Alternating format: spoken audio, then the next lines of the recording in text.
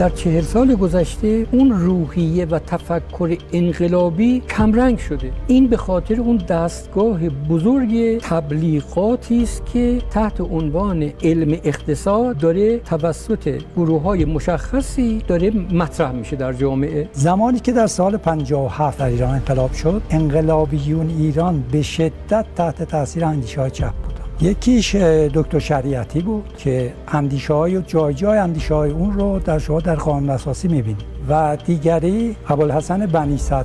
ریشه بدبختی ما اینجاست. از اسلام اونجا خبری نیست. الهام بخش اصل 43 و 44 قانون اساسی نظریه راه رشد غیر سرمایه‌داریه. راه رشد غیر سرمایه‌داری این هست که شما اقتصاد رو بدید دست دولت. حضرت امام به خوبی راجع به مارکسیسم آگاهی داشت. در لیبرالیسم تقلید وجود نداره، همه باید مجتهد باشه. لیبرال ها معتقد هستند که همه انسان ها خودشون یه مرکز تصمیم گیری هستند.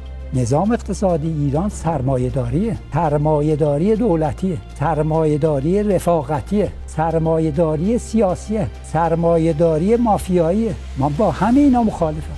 شما قانون اساسی رو اون قسمت اقتصادیش که مربوط میشه به این که عرض کردم آقای بنی صدر عمدتاً نوشتن با همکاری جناب دکتر بهشتی. جناب دکتر بهشتی تحت تاثیر اندیشه‌های چپ بوده. 100%. حضرت امام چی؟ دائما اینجا از از نمیدونم امام خمینی و مقام رهبری اینها نیارید، از خودتون حرف بزنید. حالا میگید نه حضرت امام متأثر از چپی ها نبوده بلکه کشور رو از دست چپی ها نجات داده. بله. یعنی به سمت سرمایه‌داری برده. نه. و به سمت چی برده؟ به سمت هیچی نبرده جناب لیبرالیسم یک فریب بزرگه. شماها هستید که مانع میشید که نظام به این سمت بره.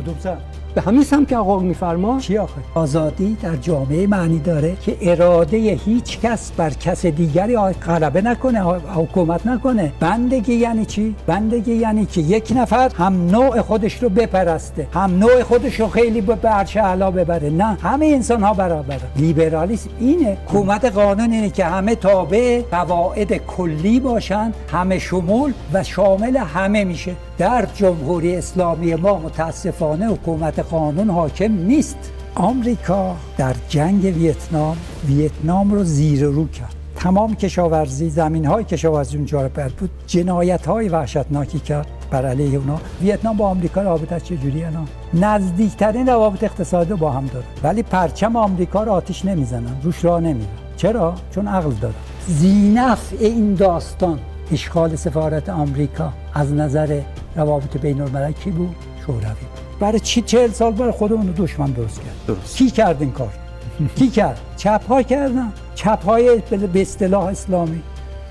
من طرفدار تنظیم امور اقتصادی مسلمینم بر اساس اسلام.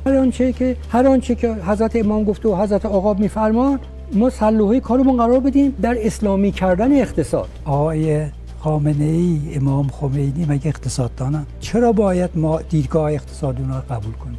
اگر اهل علمی، اونا مگه خوندن اقتصاد؟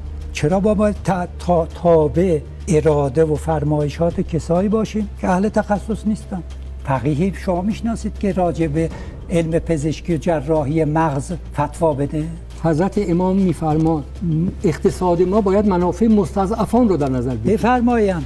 اینو شما قبول داری؟ چیشو قبول دارم؟ همین که اقتصاد ما چنان تنظیم کنیم. این اگر میفرمایی که این گزاره علمیه، نه نیست. نه، بحث علمی باید با اهل تخصصش سپرد. امام خمینی، آقای خامنه‌ای اینا اهل تخصص اقتصاد نیستن. بنابراین اونها نمیتونن بگن که اقتصاد درست چیه. یعنی شما بیاید بشید به اصطلاح رهبر فکری اقتصادی کشور؟ نه. پس کی بشه؟ اقتصاددان.